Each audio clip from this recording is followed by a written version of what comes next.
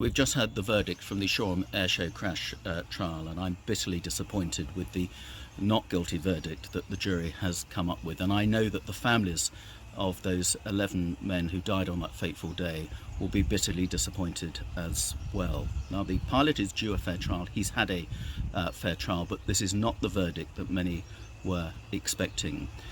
The families have had to wait almost 3.5 years to get to this trial. They've sat through 7 weeks of pretty harrowing evidence about what happened on that fateful day.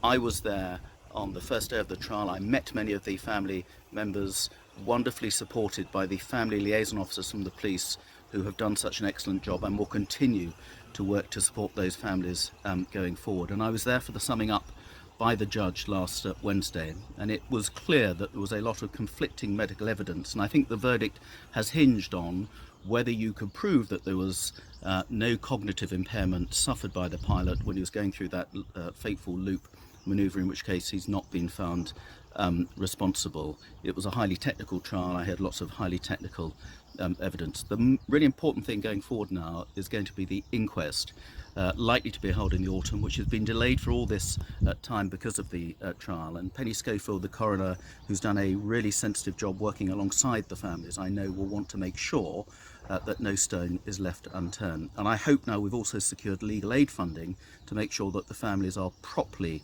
represented by lawyers at that inquest.